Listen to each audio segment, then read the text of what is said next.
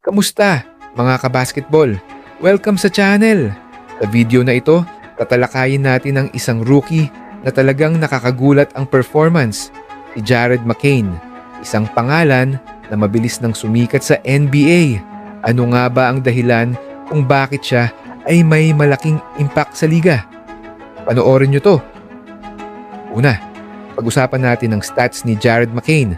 Ang rookie na to ay may 16.5 puntos bawat laro at 42.7% of 3-point shooting. Hindi lang ito basta numbers, parang veteran na ang galawan.